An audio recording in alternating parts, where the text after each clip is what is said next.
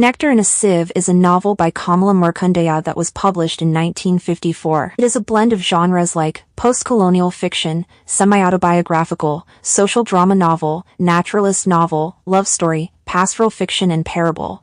It is from the first-person perspective of Rukmani. The novel is set in an unnamed Indian village and a large city in a rice farming area of India over the period of 30 years in the early 20th century. The title Nectar in a Sieve comes from Samuel Taylor Coleridge's 1825 poem Work Without Hope, which ends with the verses, "Work without hope draws nectar in a sieve, and hope without an object cannot live." The novel shows interaction between Hindus and Muslims, suggesting it is set before Indian independence. Britain ruled India from 1858 to 1947. Although the novel does not talk directly about British colonization, the tannery in the village symbolizes foreign control that slowly destroys traditional village life, as colonial rule did. The story also hints at the 1943 Bengal famine, where 3 million Indians died of starvation. During World War II, British Prime Minister Winston Churchill took 70,000 tons of rice from India for British soldiers in storage. Meanwhile, millions of Indians starved. Britain stored 18.5 million tons of rice, enough to feed Britain for 2 years, but refused to send food to India. Nectar in a Sieve begins with Rukmani, now an old woman. She often imagines that her husband Nathan, who died long ago, is still beside her at night. During the day, she sits outside with her adopted son Puli, watching life go by. From where she sits, she can see the hospital where her son Selvon works. She begins to look back and share the story of her life. Rukmani was born the youngest daughter of a village headman. She watched her 3 older sisters get married and dreamed of a beautiful wedding for herself, but her mother warned her that there would be little money left for her dowry. At the age of 12, Rukmani was married to Nathan, a poor tenant farmer, a match many considered far below her status. In his late teens or early 20s, Nathan was poor in everything but in love and care. Leaving her childhood home, she fell sick on the way, but Nathan comforted her. She was disappointed when she saw Nathan's mud hut, but she hid her feelings so as not to hurt him. Slowly, she got used to her new life and met her neighbors, Kali, Janaki, and the pregnant Kunti. Rukmani grew close to Kali and Janaki, while Kunti always remained aloof. When Kunti went into labor one day, Rukmani, the only neighbor at home, helped her deliver the baby despite Kunti telling her to leave. When she returned home exhausted, Nathan scolded her, reminding her she was pregnant too. Rukmani began to learn to read and write, but people thought education was useless for women. She promised herself that her own children would be educated. Nathan could not read, but he admired her efforts and never stopped her. Her first child was a daughter, Irawadi. At first, Rukmani felt disappointed that she had not given birth to a son, but she soon loved her daughter. For 6 years, Rukmani had no more children, and she worried about being infertile. During a visit to her mother, dying of consumption, she told a British doctor named Kenny about her fears. He treated her, and soon she gave birth to a son, Arjun, but she never told Nathan that she got treated at the hands of a foreigner. After Arjun, Rukmani gave birth to 4 more sons, Thumbi, Murugan, Raja, and Selvam. Though having sons brought joy, feeding so many children became difficult. Rukmani had to sell most of the vegetables she grew to keep the household running. One day, Arjun ran home to tell them that strangers had arrived and were building a tannery in the village. The villagers watched in shock as men worked on the building. When it was finally finished, the workers left. Some villagers missed them because they brought business, but Rukmani was relieved. Prices had gone up, and the town felt unsafe for children. Nathan warned that the tannery workers would one day return. Meanwhile, Rukmani stopped letting Ira go into town alone because of the strange men. Around this time, Kenny began visiting more often. He criticized some village customs, like burning cow dung for fuel, but he was always kind to the children and spoke politely to Nathan in their language. Rukmani realized she knew nothing about his personal life. When Ira was 14 years old, Rukmani and Nathan married her to a financially secure man, despite her small dowry, because of her beauty. That same year, heavy monsoon rains damaged the village, crops, and houses. When Rukmani went to buy rice afterwards, she was shocked to see the high prices.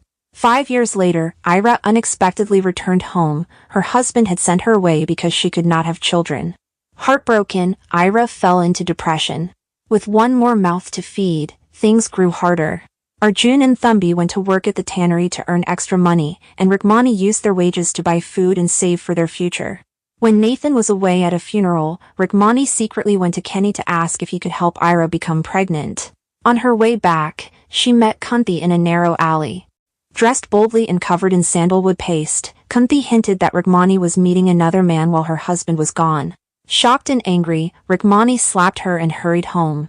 Arjun and Thumbi leave home forever to work on tea plantations in Ceylon, and later, Murugan also leaves to work as a servant in a big city. That year, there was no rain, and the crops dried up and died. When the rent collector Sivaji comes, Nathan has no money to pay him. The family sells the few belongings they have and manages to pay only half the rent, promising to pay the rest later. When the rains finally return, they plant their crops again, but by now they have almost no food left. Rukmani divides their small supply of rice very carefully.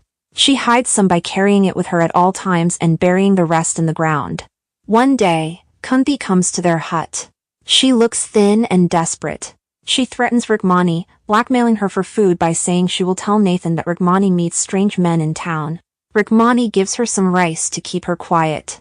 Soon after, she discovers that the buried rice is missing too.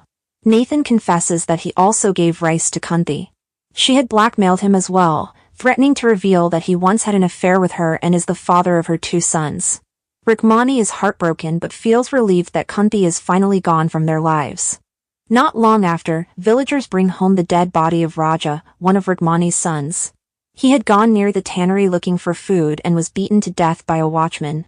Rukmani is too shocked to cry and stays silent during the funeral. 2 tannery officials visit her to warn that the tannery is not responsible for Raja's death and that she should not complain or go to court. Rukmani does not understand how to take legal action, so their warning only confuses her. Days pass, and hunger grows worse. Kudi was Rukmani's youngest son, born after Ira's marriage ended. One night, Rukmani hears someone sneaking around outside. Thinking Kunti has returned to steal again, she attacks the intruder, only to discover it is her daughter Irawati.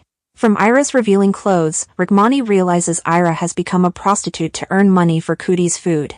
Rukmani and Nathan know they are too helpless to stop her. Ira buys food for the family, but Kudi dies of starvation. Kenny returns to the village after months away. Rukmani tells him about the deaths of Raja and Kudi. Kenny tells her his wife has left him and that he is no longer close to his sons. Before he leaves again, Rukmani tells him that Ira is pregnant, though not married. One day, Selvam tells his parents he does not want to continue farming. Instead, he wants to become Kenny's apprentice and work at the new hospital Kenny is building in the town. Kenny proudly shows Rukmani his plans for the hospital and says he has received donations from people in Britain. Selvam starts spending more time with Kenny and becomes more educated than his parents. He slowly grows distant from home. Progress on the hospital is slow, and Kenny struggles with money, but he promises it will be completed in 7 years. Ira's son Sakrabani is born with albinism. The locals are superstitiously prejudiced against him, but Ira lovingly raises him without a father. Then Sivaji, a middleman, arrives with terrible news that the landlord has sold their land to the tannery. Nathan and Rukmani had rented their farmland for 30 years. They must leave their home in 2 weeks. Rukmani and Nathan decide that Selvam and Ira will stay in the town, and they themselves will go to the big city to find Murugan. The journey takes 2 days, and they sleep in a temple at night. Thieves steal their few belongings and all their money while they sleep. A clever street boy named Puli helps them find Coil Street, where Murugan once worked.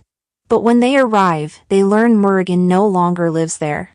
After searching, they meet his wife, Amu, and their 2 sons. Murugan has abandoned them and disappeared. Amu is struggling alone to raise her children. Rukmani is ashamed that Murugan has been an irresponsible husband. With no money and nowhere to go, Rukmani and Nathan feel lost. Rukmani sets up a tiny stall in the market, offering to read and write letters for people. But most people don't believe a village woman can read, so she earns very little.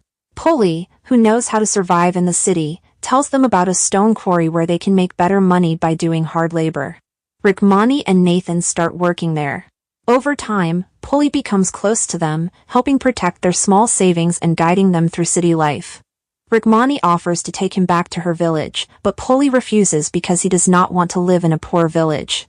One day, Nathan falls ill with a fever. He dies soon after, leaving Rukmani alone. She uses her small savings to return home. She convinces Puli to go with her. When they reach the village, Selvam and Irawati are overjoyed to see her again. The novel ends with Rukmani talking about Nathan's death. It was a gentle passing. I will tell you later. Let's thematically analyze Markandaya's Nectar in a Sieve. The novel follows Rukmani's life as her rural village is slowly transformed by urbanization. She spends her whole life in poverty. She initially finds happiness as a farmer's wife, living close to the land and surrounded by a small and supportive community. But this rural world slowly breaks apart as industries arrive, first with the tannery and then with the spread of urban trade, new people from different religious backgrounds like Muslims or Sikhs, and rising prices. The security that once held her life together gradually disappears. For Rukmani and Nathan, farming life once meant dignity. As a young bride, Rukmani is content with little, asking, when the fields are green and beautiful to the eye and you have a good store of grain laid away for hard times, what more can a woman ask for? Their life is simple, mud huts, no electricity, and very little money, but they feel pride in working for themselves. Nathan is proud that he had no master, and he teaches his sons the ways of the earth with joy. As tenant farmers, they pay rent to a landlord they never see through a rent collector, Savaji. But crop failure, drought, and monsoon floods leave the family starving. Farming, which once symbolized freedom, now exposes their helplessness. Landlords profit while farmers suffer, and a single bad season means hunger. The biggest change comes with the arrival of the tannery.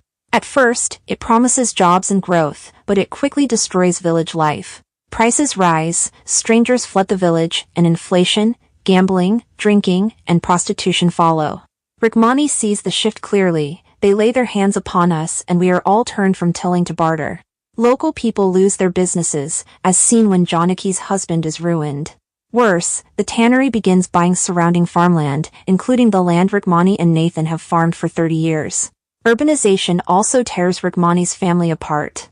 Her sons Arjun and Thumbi reject farming because they refuse to labor for another and get so little in return. They work at the tannery, become aware of class injustice, and take part in a strike. But the strike fails, and they flee the village to avoid punishment.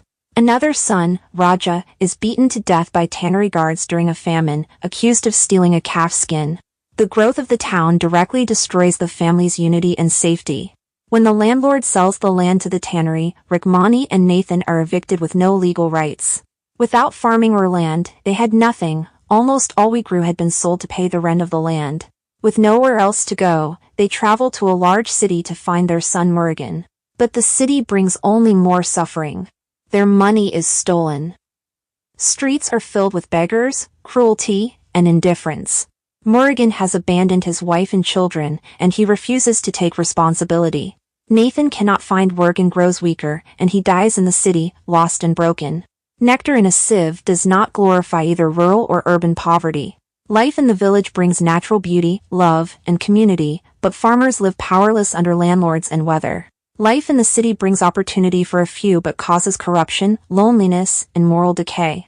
Poverty, whether rural or urban, brings fear, hunger, exploitation, and death. Urbanization does not improve the lives of the poor, it only replaces one form of suffering with another. In Nectar in a Sieve, Rukmani marries Nathan when she is 12 years old, and her life becomes centered around hard domestic labor and raising many children with very few resources. On the surface, she seems to represent a traditional and conservative image of Indian womanhood. However, Rukmani does not present herself as a victim. She openly claims she is content with her marriage and takes pride in her life with Nathan. Through her loving and mostly equal relationship with her husband, her honest expression of sexual desire, and her growing authority as the head of the household, Rukmani challenges the stereotype that traditional Indian culture always suppresses women. Rukmani fits some traditional expectations, such as marrying young, but she also breaks them. She first feels sadness about leaving her family but soon adapts, proudly managing her home and garden. Her confidence and happiness as a wife questions the idea that traditional Indian life is automatically oppressive for women. Although she appears obedient to Nathan, he respects her thoughts and skills, especially her literacy, which was unusual for women at the time. It could not have been easy for him to see his wife more learned than he himself was. She often makes decisions about money and the household, indicating that she has influence within her marriage. Rukmani is also open about her sexual attraction to Nathan. She says that although a woman always remembers her wedding night, she found greater sexual pleasure later in her marriage, when she matured physically and emotionally, and when I went to my husband matured in mind as well as body. She treats female desire as natural, not shameful. For her, marriage is not the final achievement of a woman's life. What matters is how a woman continues to grow and change within marriage. At the same time, Rukmani also accepts certain social expectations placed on women, such as the importance of giving birth to sons.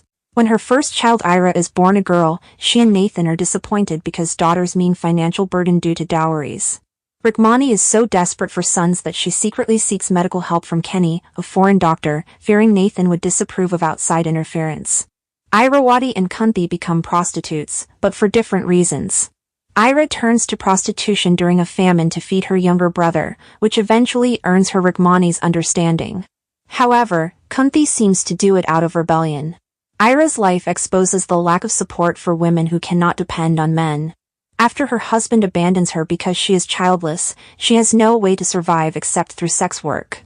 But she becomes a devoted mother to her albino son, despite society rejecting him. Kunti represents a darker side of female sexuality. Unlike Rukmani and Ira, she uses her sexuality to manipulate and harm others. When Rukmani finds out Nathan fathered Kunti's 2 sons, Kunti blackmails them for food and nearly starves their family. However, the novel hints that Kunti's choices may also have been shaped by poverty and social restrictions, like Ira's. The novel challenges certain patriarchal norms through Rukmani's independence and Ira's courage. It also reinforces traditional values.